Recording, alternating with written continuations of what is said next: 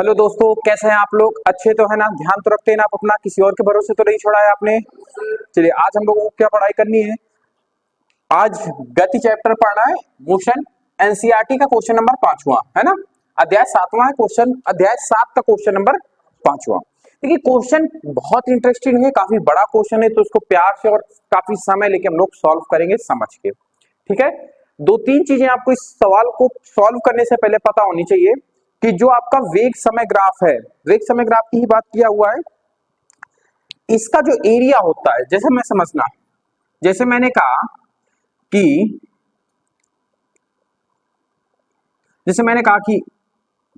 यहां से यहां तक उसको समय लगा t सेकंड का, यहां से यहां तक उसको वेग लगा v का, मतलब अंतिम वेग से शून्य तक आने पे, अंतिम वेग से प्रारंभिक वेग मतलब शून्य तक आने में उसको t समय लगा।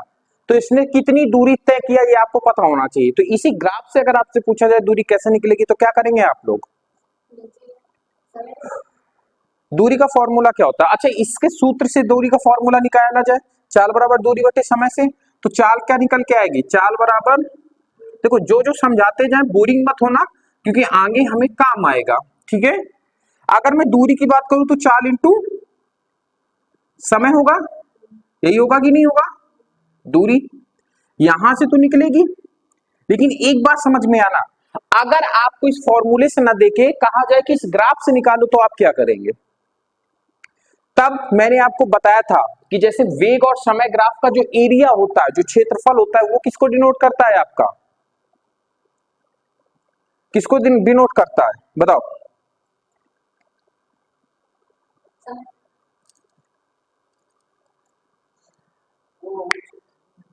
ये दूरी को डिनोट करता है। और ये स्लोप किसको डिनोट करेगा? स्लोप ये त्वरण को बताएगा। मैंने बताया नहीं था त्वरण का? स्लोप जो है, स्लोप मतलब ढलान जिसको बोलते हैं, ये क्या बताएगा? आपका त्वरण। और जो ये बीच का एरिया होगा ये आपका क्या बताएगा? दूरी बताएगा, डिस्टेंस बताएगा। क्या बताएगा? दूरी बताएगा, डिस्टेंस बताएगा। क्या बताएगा? दूरी और डिस्टेंस। अब इतनी बात समझ में आई आपको? यहां तक क्लियर हुआ ना? अब आगे चले, ये बेसिक था जो मुझे समझाना था आपको। अब हम लोग चलते हैं किसमें? अपने मेन क्वेश्चन पे। ठीक है, चलो अब क्वेश्चन में पढ़ता हूं क्या कह रहा है। एक एक डाटा को आराम से लिखेंगे और इसको आराम से सॉल्व करेंगे। बहुत इंटरेस्टिंग क्वेश्चन है। इस प्रकार के क्वेश्चन अक्सर आपके 7 नंबर पे बनते हैं। ठीक है, बड़े वाले में। ठीक है, चलिए क्वेश्चन क्या कह रहा है। किसी गाड़ी का चालक 52 किलोमीटर प्रति घंटे की गति से चल रही कार में ब्रेक लगाता है, मतलब प्रारंभिक वेग कितना हो गया? 52 किलोमीटर प्रति घंटा। अंतिम वेग क्या हो जाएगा? जाहिर सी बात है, ब्रेक लगाएगा तो जीरो तो होना ही है। कार ब्रेक लगाता है तथा कार विराम अवस्था में आ जाती है, मतलब वेग जीरो हो जाता है। एक समान त्वरित करती है, कार 5 सेकंड में रुक जाती है। टाइम कितना दिया है? टाइम 5 सेकंड दिया है। ये हमें एक कार का डाटा दिया गया है। ठीक है, अब इसी के बाद एक नीचे दूसरी कार का भी डाटा दिया गया है। दूसरा चालक 30 किलोमीटर प्रति घंटे की गति से चलती हुई दूसरी कार पर धीमे धीमे धीमे ब्रेक लगाता है। प्रारंभिक वेग उसका कितना हो जाएगा? 30 किलोमीटर प्रति घंटा। अंतिम वेग जाहिर सी बात है रुकेगी तो जीरो होगा, विराम अवस्था में तो आना ही आना है इसको। और समय कितना लगता है इसको? तो t 10 सेकंड का समय लगता है ना? अब देखो, इतना तो मुझे वो क्या दिया गया है, इंफॉर्मेशन दी गई है क्वेश्चन के बारे में। अब हमसे पूछ क्या रहा है उसके बारे में बात करते हैं। एक ही ग्राफ में, ग्राफ आपका क्या होना चाहिए? एक ही ग्राफ होना चाहिए। एक आपसे अब यहां से क्वेश्चन पूछेगा, एक ही ग्राफ होना चाहिए, एक ही ग्राफ। ठीक है, एक ही ग्राफ होना चाहिए। एक ही ग्राफ पर दोनों कारों का चाल समय ग्राफ बनाइए, जो मैंने अभी बनाया था। तो हम लोगों को क्या बनाना है? चाल समय ग्राफ। ठीक है, अब मैंने अभी बताया था चाल समय ग्राफ का जो स्लोप होता है, जो ढलान होती है, वो हमें क्या बताता है? त्वरण। अब हमसे त्वरण पूछ, देखो यहां से वो दो धाराओं पे बटेगा, या तो आपसे त्वरण पूछेगा या तो डिस्टेंस की ओर जाएगा। जब डिस्टेंस की ओर जाएगा तो हम एरिया निकाल देंगे। अच्छा एक बात बताओ, जैसे मैंने नॉर्मल कॉमन सा बनाया ऐसे, ये t सेकंड ले रहा है, ये v सेकंड ले रहा है, जैसे मैंने कहा इसका एरिया निकालो, तो कैसे निकालोगे इसका एरिया? अधिक दूरी ज्ञात करना है, मतलब S1 और S2 हमें ज्ञात करना है कुल मिला के। इसका एरिया कैसे निकलेंगे? ये देखो एक राइट एंगल ट्रायंगल बन रहा है, समकोण त्रिभुज बन रहा है। तो 1/2 आधार गुणे ऊंचाई, आधार है t, ऊंचाई कितनी हो जाएगी इसमें? V। तो ये है आपका एरिया का फॉर्मूला। सारी चीजें देखो आपको पहले ही बता दे रहा हूं, बाद में मत पूछना, ठीक है। राइट एंगल ट्रायंगल पढ़ाए तो है मैथ में, आपको एरिया का फॉर्मूला बताया था ना मैंने, एक हीरोन्स फॉर्मूला बताया था एरिया निकालने का, एक राइट एंगल ट्रायंगल का बताया था, हाँ 1/2 आधार इंटू बेस इंटू हाइट, है ना। चलो अब सबसे पहले तो इन चीजों में किलोमीटर प्रति घंटा को पहले तो मीटर पर सेकंड में चेंज करते हैं, है ना। तो 52 क्या हो जाएगा, 52 गुणे 5/18, क्या किसी से कटेगा, ये 2 से देखो कट रहा है ये, है ना। 2 से काटो, 2 दूनी 4, कितना हो जाएगा, फिर 1 बचेगा, 2 छाका 12, 26 दूना 52 होता है, और ये 9 हो जाएगा। अब तो किसी से कटने से नहीं रहा, तो ऐसा करते गुणा करा दो, 26 में 5 का गुणा करो, 56 30 की 0, हाथ में आया 3, 5 दूनी 10 3 13, 13/9। अब इसमें भाग दे दो, तो कितनी बार जाएगा ये, एक बार जाएगा, 9 एकम 9, कितना हासिल आया 4, 40 हुआ, नचो को 36, 4 आ गया, 36 हुआ, 40 4 बचा, दशमलव लगाएंगे, यार 40 आएगा तो भी 36 बार जाएगा, बस इतना ही लेके चलते हैं, मीटर पर सेकंड में ही हमारा चेंज हो गया। क्या यहां तक बात आपको समझ में आई कि नहीं आई, आप हमें ये बताओ सबसे पहले, आ गई ना। चलो अब हमने वो निकाल दिया, ये इसको भी तो कुछ न कुछ करते हैं, इसको क्या करेंगे, 30 मीटर 5/18 सॉल्व करते हैं, काय से कटेगा, 2 से कटेगा, ये बनेगा 15, ये बनेगा 9, 15 पूछ 75/9, कितनी बार जाएगा आपका, 15 नहीं 9 9 72, 8 बार जाएगा, 72 कितना बचा 3, 30 हुआ, 9 का 27, 8.3 मीटर पर सेकेंड। क्या यहां तक आपको बात समझ में आई कि नहीं आई, ये बताओ मुझे आप, आ गई ना। चलो अब हम लोगों को देखो इसमें क्या क्या निकालना है,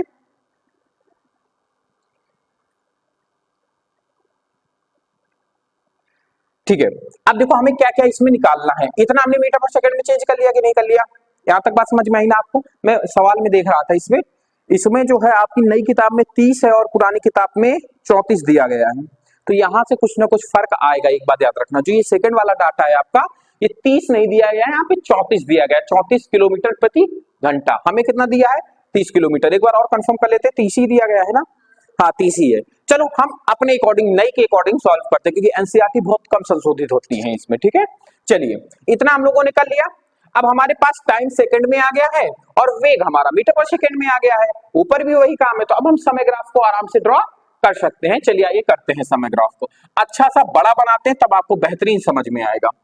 जैसे मैंने कहा ये 0 है हमारा, इधर ये वेग को डिनोट करेगा। अब देखो वेग हमारा कितना आया 14.4 और ये है 8.3, मतलब हमें 3 के मल्टीपल में जाना पड़ेगा। देखो ऐसे करते हैं, सम को ले लेते हैं, जैसे मैंने कहा 2 ले लो, 2 के बाद 4 ले लो, फिर 8 नहीं 6, गैपिंग सेम होनी चाहिए, 6 के बाद 8, 8 के बाद 10, 10 के बाद 12, 12 के बाद 14, 14 के बाद 16, 16 के बाद 18, इतना हो गया। अब एक बात बताओ, ये वेग को डिनोट करता है, अब देखो हमारा टी तो प्रॉपरली उसमें है ना, प्रॉपरली है कि नहीं। यहाँ पे हम क्या लिखेंगे, वेग बराबर एक खाने को हमने कितने के बराबर माना है, 2 के बराबर, देखो 2 के बराबर ही तो माना है, और टी टी कितना हो जाएगा, टी का एक खाना 1 के बराबर मान रहे हैं, ये हमारा, क्योंकि इसमें 10 है इसमें 5 है, 1 के बराबर 1 मान लेता हूं। समझ में आ रहा है कि नहीं आ रहा आप लोगों को कैसे बनाया जाता है, ठीक है। अब देखो इसको 1 मानो, 1 2 3 4 5 6 7 8 8 9 और इतना कर लिया हम लोगों ने, 10 के 11 कर दो, एक बढ़ा के लिख दो तो अच्छा लगता है देखने में, है ना। आप समझना, वो प्रारंभिक वेग कहां से चालू करेगा, 14 से, तो हम 14.4 मतलब 14 कहीं यहाँ पे आएगा, 14 15 बीच में आएगा, मतलब कहीं ना कहीं यहाँ पे आएगा कि नहीं आएगा, देखो 15 यहाँ पे आएगा बीचों बीच, ठीक है। 15 का भी आधा करेंगे या 14 का आधा ऊपर जाएंगे, 15 का आधा नीचे आएंगे, तो बिल्कुल बीचों बीच आएगा, तो तकरीबन यहाँ पे आ जाएगा। और यहाँ पर हम समय कितना ले रहे हैं 5 सेकंड का, मतलब यहाँ पे। तो अब हमारा जो समय ग्राफ बनेगा नीचे की ओर लगेगा। अब कैसे पता आपको नीचे की ओर लगेगा, क्योंकि ये ब्रेक लगा रहा है, ब्रेक लगाने पर त्वरण कैसा काम करेगा आपका, मंदन के रूप में काम करेगा, क्योंकि गाड़ी स्लो होगी, और जब मंदन होता है तो स्लोप कैसा आता है, नीचे की ओर आता है। यहां तक आपको बात समझ में आई, कुछ ऐसे स्लोप आएगा, थोड़ा टेढ़ा हो गया, ये बिल्कुल सीधी लाइन पे आएगा स्लोप आपका। ठीक है, कोशिश करता हूं मैं बनाने की। नहीं, ये बिल्कुल सीधा स्लोप आएगा। ठीक है, सीधा आप लोग पटरी रख के बनाना। समझ में आ रहा है आपको? सीधा स्लोप लेके आना आप लोग। अब आ गया सही हिसाब से सीधा, है ना? तो ये हमारा कौन सा आया है, पहले का आ गया स्लोप। अब हमें इसने एक कंडीशन दे दिया है कि आपको एक ही ग्राफ में बनाना है। अब दूसरा डाटा हम लोग देखते हैं, प्रारंभिक वेग 8.3, 8.3 किधर आएगा? अच्छा ये बताओ, 8 के ऊपर जाएगा और ज्यादा ऊपर नहीं जाएगा, क्योंकि 7 तो यहाँ पे आएगा, 7 से 7 नीचे खसकेंगे और 8 से 3 ऊपर जाएंगे, तो यहाँ पे समय कितना लेगा? 10 सेकंड का। तो ये हमारा कुल मिला के कुछ ऐसे जाएगा, जाएगा कि नहीं जाएगा? हल्का से यहाँ टेपर हो गया है ना, टेढ़ा हो गया है।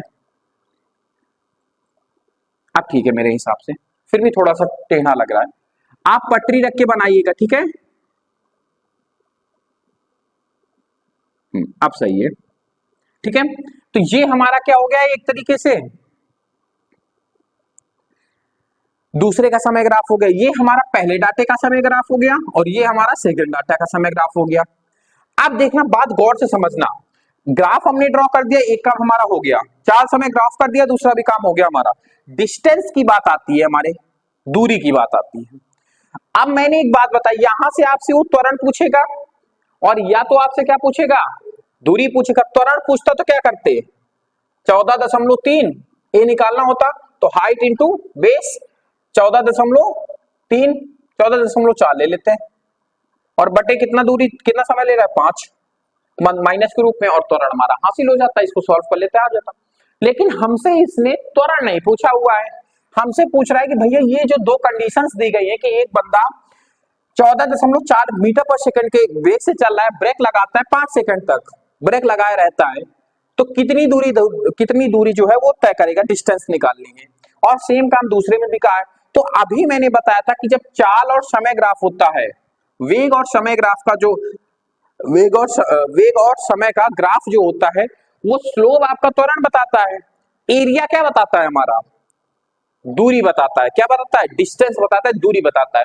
तो जैसे मेरे को पहले कंडीशन के S1 यदि मुझे फाइंड आउट करना हो, S1 मुझे निकालना हो, तो हम क्या करेंगे?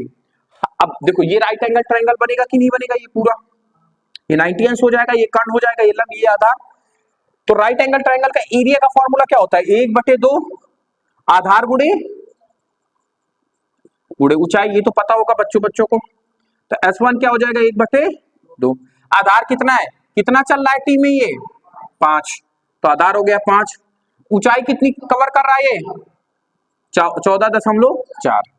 अब इसी को सॉल्व करना है, इससे काटो, 2 सत्ते 14, 2 दूनी 4, 5 दूनी 10, हाथ में आए 1, 5 सत्ते 35, 35 1 36, तो 36 मीटर की दूरी तय किया होगा उसने, तब जाके गाड़ी प्रॉपरली जीरो अवस्था में आई होगी। मतलब नहीं समझ में आया?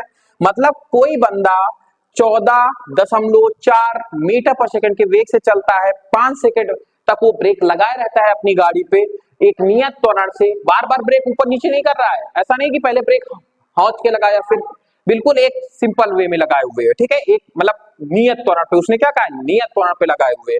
तो कितना समय लेगी वो रुकने में, 36 मीटर में जाके रुकेगी, 36 मीटर में जाके क्या कर देगी, वो रुक जाएगी। अब बात करते हैं सेकंड कंडीशन में। अब आपसे पूछा है कौन सी गाड़ी ज्यादा दूरी तय करेगी, तो इसमें 36 आ गया, दूसरा निकाल लेते, शायद उसमें कम आ ज्यादा आएगा, तो हमारा आंसर आ जाएगा S2 क्या हो जाएगा हमारा, 1/2। आधार क्या है इसमें, कितना समय ले रहा है वो, 10 का। कितनी ऊंचाई चल रहा है, 10 गुणे 8.3, 5 बार आएगा, 5 कटेगा, 5 3 15, हाथ में है 1, 8 5 40 1 41, मतलब 41 मीटर तक ये डिस्टेंस तय करेगी। तो कौन सा दूरी ज्यादा तय कर रही है, S2 ज्यादा दूरी तय करेगी S1 से। समझ में आया बात को? तो यही आपका फाइनली हुआ आंसर। कुछ नहीं समझ में आया? पक्का ना? ठीक है, बात समझ में आई आपको कि हम क्या कहना चाह रहे हैं आपसे? ठीक है ना। पूरा क्वेश्चन आपको ऐसे ही लगाना है। और इसमें सबसे ज्यादा इंपॉर्टेंट आपको पता है क्या है? ग्राफ। आपने ये नहीं पढ़ा कि चाल और समय का एरिया क्या बताता है आपको, तो आप ये क्वेश्चन नहीं सॉल्व कर पाओगे, दूरी नहीं कर पाएगी। ठीक है, तो आप इसको करना। और दूरी वैसे मत निकालने लगना कि वेग दिया गया है, टाइम दिया गया है, दोनों का गुणा करा देंगे तो आ जाएगा। भला गुणा कराओ, पहले में 8.3, 10 जा रहा है, 83 मीटर आना चाहिए। तो क्या 83 मीटर आ रहा है हम लोगों का? नहीं। जब जब वेग और समय ग्राफ से निकालते हैं तो हमारा वो वाला फॉर्मूला नहीं लगता है, ये वाला v बराबर एस अपॉन टी, चाल बराबर दूरी बटे समय वाला। भाई चाल कितनी है? 10.3। सेकंड कंडीशन के निकालो, समय कितना ले रहा है? 10 का गुणा कराओ 8.3 में, 10 का गुणा कराओगे 83 मीटर आएगा। और हमारा आ कितना आ रहा है फाइनली? 41। तो वो फॉर्मूला लगाओगे तो आंसर आपका गलत हो जाएगा। जब भी चाल समय ग्राफ से वो दूरी निकालने के लिए कहे तो बीच का आपको एरिया ही निकालना है। चलो नोट कर लो, फिर नेक्स्ट क्लास अभी लेते हैं इसके बाद। नोट कर लो जल्दी से। चलिए दोस्तों, एनसीईआरटी का क्वेश्चन नंबर 6वां कुछ इस प्रकार से चित्र बना हुआ है। मैंने जैसे तैसे बनाने की कोशिश किया, आप किताब से मैच कर लीजिए, कॉन्सेप्ट पर ज्यादा फोकस करिएगा। ठीक है, क्वेश्चन को सॉल्व कैसे करना है। ये ग्राफ दिया गया है, इसमें 6वें नंबर पे कहा चित्र 7.10, ये क्या है? 7.10 है, 7.10 चित्र है। ठीक है, ये क्या कहा है? तीन वस्तुएं ए बी और सी, ये ए का स्लोप है, सी का स्लोप है ये वाला, और बी का स्लोप है, देखो ये आपका जीरो से जो चालू हुआ ये बी का स्लोप है, ये यहां से जो चालू हुआ है वो सी का स्लोप है, और यहां से जो चालू हुआ है वो ए का स्लोप है। ठीक है, यहां तक बात समझ में आए? तीन वस्तुएं दूरी ग्राफ प्रदर्शित कर रही है। ये क्या कर रही है? आपकी दूरी की बात कर रही है, डिस्टेंस है। ये क्या है? आपकी दूरी है। अच्छा एक बात करो, दूरी और समय ग्राफ क्या बताता है आपको? किसके बारे में जानकारी देता है आपको? वेग के बारे में जानकारी देता है। किसके बारे में जानकारी देता है? वेग के। इधर दूरी इधर समय, चाल बराबर क्या होता है? चाल बराबर दूरी बटे समय। तो किसके बारे में जानकारी देगा ये भैया? ये दूरी और समय ग्राफ चाल के बारे में जानकारी देगा। ठीक है, कई बार मैंने आपको ये चीज बताई है। अगर यहीं पे समय चाल और समय ग्राफ होता तो क्या बताता? वो वेग बताता, त्वरण बताता। क्या बताता? त्वरण। त्वरण का फॉर्मूला क्या हो जाता है? वेग बटे या चाल बराबर चाल बटे समय, यही हो जाता है। तो अगर वेग और समय ग्राफ होता तो इसका स्लोप क्या बताता आपको? त्वरण बताता। देखो इस प्रकार के दो क्वेश्चन बनते हैं, मैं बार बार आपसे कह रहा हूं, इसको बहुत ध्यान से सुनो। और इस प्रकार के क्वेश्चन बहुत जुझारू होते हैं, आपको कंफ्यूज कर देंगे। पहले मैं वो क्वेश्चन ही लिखा देता हूं। देखो जैसे इसमें आपका दूरी समय ग्राफ के बारे में बात किया है, दूरी समय, एक इस क्वेश्चन से रिलेटेड एक क्वेश्चन नहीं है, लेकिन क्वेश्चन बनते हैं इसलिए मैं बता दे रहा हूं। दूरी समय ग्राफ, तो सबसे पहले ये बताता क्या है? बताता है, ये चाल को बताता है। अगर चाल नहीं है तो आप इसको वेग भी कह सकते हो। किस चीज को बताएगा? चाल और वेग को बताएगा। क्या बताएगा इसका? ये स्लोप बताएगा, ढाल बताएगा। ढाल क्या बताएगा? चाल और वेग को बताएगा। ये ढाल होती है, ये स्लोप कितना झुका हुआ है, ढलान कितनी है इसमें, ये आपका क्या बताएगा? चाल को बताएगा या वेग को बताएगा। ठीक है, यहां तक बात आपको समझ में आई कि नहीं आई? ठीक है, अब वहीं पर अगर आपसे पूछा जाए वेग समय ग्राफ, वेग समय ग्राफ, तो ये इसका क्या बताता है? ये बताएगा आपका त्वरण। वो भी क्या बताएगा? इसका ढाल। ढाल क्या बताएगा? त्वरण। और एक और चीज बताता है, ये आपका बताता है दूरी। दूरी क्या बताएगी इसकी? ये क्षेत्रफल। बीच का जो भी एरिया आएगा वो क्या बताएगा? दूरी बताएगा। और स्लोप, ढाल क्या बताएगा? त्वरण। यहां पर स्लोप क्या बताएगा? ढाल, चाल या वेग बताएगा। इतनी इतनी चीज समझ में आए? ये क्वेश्चन बनेंगे जरूर, और लड़के कंफ्यूज इस वाले में होते हैं। वो पूछेगा वेग समय ग्राफ का ढाल क्या बताएगा, तो आप क्या बताओगे? त्वरण। बीच की दूरी के मतलब क्षेत्रफल क्या बताएगा? तो दूरी बताएगा। ठीक है, तो ये कंफ्यूजिंग क्वेश्चन होते हैं, इनको नोट कर लेना। ठीक है, बात समझ में आई आपको? चलो अब बात करते हैं क्वेश्चन की। अब देखो क्वेश्चन क्या कह रहा है, समझना मेरी बात को। ठीक है, अब इसमें हमसे 4 क्वेश्चन पूछे हुए, क्या पूछे हुए? 4 क्वेश्चन, ए बी सी और डी। 4 क्वेश्चन है, पेज पलटा के देखना। 4, तीनों में से सबसे तीव्र गति से गतिमान कौन है? अब ये 3 आपकी कारें हैं या फिर साइकिल मान लो, कुछ भी मान लो, बंदे मान लो, तो कौन सबसे तेज गति से क्या कर रहा है? ट्रेवल कर रहा है। कौन ट्रेवल कर रहा है सबसे ज्यादा? तो अब एक बात समझना, जिसका ढाल सबसे ज्यादा होगा, जिसका ढाल सबसे ज्यादा होगा वो क्या करेगा? आपका सबसे ज्यादा ट्रेवल करेगा। ठीक है, इतनी बात समझ में आई? तो अब देखना, जिसका ढाल सबसे ज्यादा होगा, सबसे ज्यादा होगा होगा होगा जिसका ढाल सबसे ज्यादा, उसका वेग सबसे ज्यादा होगा, क्योंकि दूरी और समय क्या बताता है? वेग को ही बताता है। होगा उसका वेग या चाल, वेग या चाल अधिक होगी, अधिक होगी। अब इस तीनों में देख के बताओ किसका स्लोप सबसे ज्यादा है? ए का स्लोप आपको लग रहा है? मेरे हिसाब से तो बी का स्लोप सबसे ज्यादा लग रहा है। बी का स्लोप भैया सबसे ज्यादा है ना? हाँ, तो सबसे ज्यादा कौन भागेगा आपका? वी। सबसे तेज भागेगा आपका वी। ठीक है, यहां तक बात समझ में आई? ये पुछड़िया सबसे ऊपर नहीं है, बी की सबसे पुछड़िया सबसे ऊपर है। ठीक है, ये ए है, ये सी है और ये बी सबसे ऊपर गया है, उसमें गौर से देखना। ठीक है, तो ये 0 से चालू हो रहा है और सबसे ऊपर तक जा रहा है, जैसे बात है स्लोप किसका सबसे ज्यादा होगा? बी का। तो आपका पहला का आंसर क्या होगा? बी। अब सेकंड क्वेश्चन क्या कह रहा है? क्या ये तीनों किसी भी समय सड़क के एक ही बिंदु पर मिलेंगी?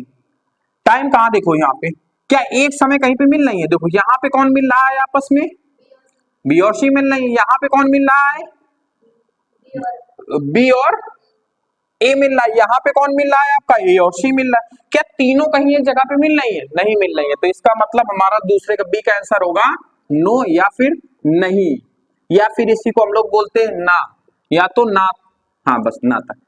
ठीक है, नो नहीं ना, तीनों आप लिख सकते हैं। ठीक है, यहां तक बात समझ में? अब सी देखो क्या कह रहा है हमसे। सी कह रहा है इस समय बी ए से गुजरती है, जिस समय बी ए को क्रॉस करती है, बी ए से गुजरती है।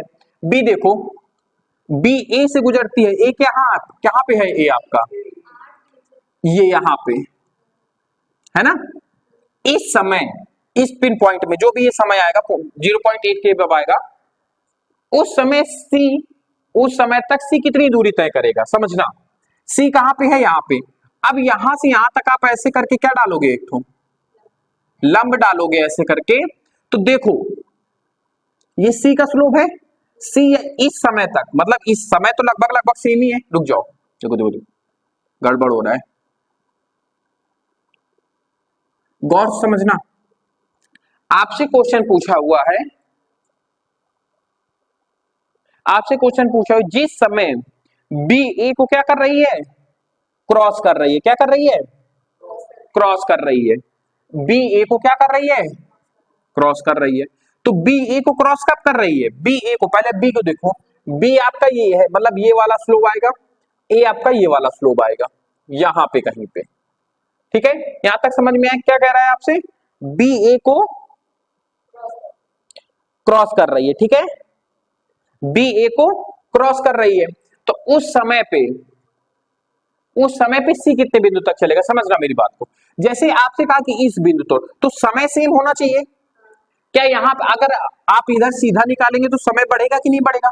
समय को सेव करना तो नीचे लंब डालो एक, आप ऐसे जब एक लंब डालोगे तो लगभग लगभग देखोगे इन दोनों का समय सेम है। लंब शायद थोड़ा टेढ़ा हो गया, ऐसे। अब सही आ रहा है ना? देखो समय दोनों में सेम है, तो यहां तक सी ने कितनी दूरी चली है ये अगर आपको पता लग जाए ऐसे, तो आपका काम हो जाएगा।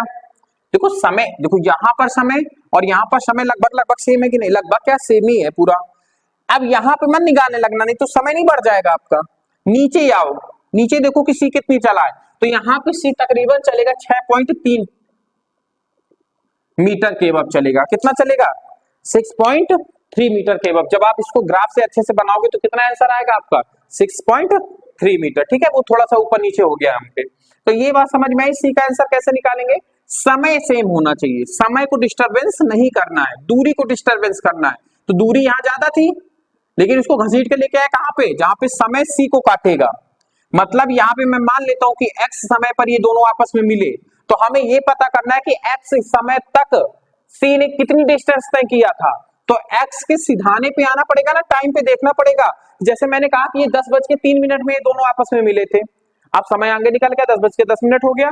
तो हम पीछे जाएंगे, रिकॉर्ड चेक करेंगे, पीछे यहाँ है ना नीचे की साइड, चेक करेंगे कि 10:03 में सी कितनी दूरी तय किया था। तो हम समय को कांस्टेंट रख के दूरी को कम करते हुए चले आएंगे, क्योंकि समय के साथ दूरी बढ़ रही है। तो सी को थोड़ा सा पीछे लेके आएंगे 10.3 पर, और जब मुझे सी 10.3 पे मिलेगी तो बता देगी कितनी दूरी तय किया है। तो तकरीबन कितनी दूरी तय के आएगा?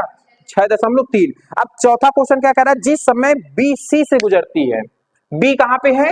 ये सी कहां पे है? मतलब यहां पे कहीं पे गुजरेगी ये, है ना। बी सी पे गुजरती है, तो क्या कह रहा है? से गुजरती है, तो उस समय तक कितनी दूरी तय करेगी?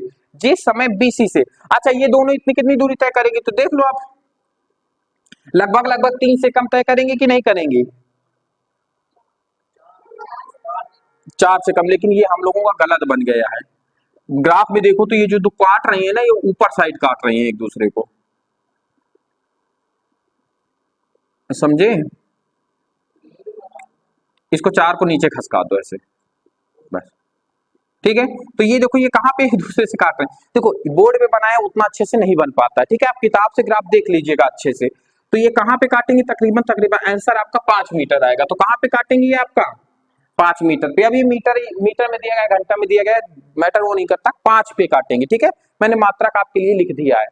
समझ में आया ये क्वेश्चन क्या कह रहा है? ग्राफ से करिएगा तो बेहतर समझ में आएगा, क्योंकि यहाँ पे हम ग्राफ उतना अच्छे से ड्रॉ कर नहीं पाए, तो थोड़ा सा डिस्टर्बेंस यहाँ पे हो गया। ठीक है, तो आज की क्लास को यहीं पे रखते हैं। ऑनलाइन बच्चों का आई होप क्लास अच्छी लगी होगी। अगर क्लास अच्छी लगी हो तो चैनल को सब्सक्राइब कीजिए, वीडियो को लाइक कीजिए और फीडबैक जरूर दीजिएगा, और अपने और अपनों का ख्याल रखिएगा। दशहरा की ढेर सारी आपको शुभकामनाएं। पटाखों से बचिएगा, बस इतना है, जलने से बचिएगा। ठीक है, चलिए, साथ बने रहने के लिए धन्यवाद। नेक्स्ट मिलते हैं नेक्स्ट क्लास में।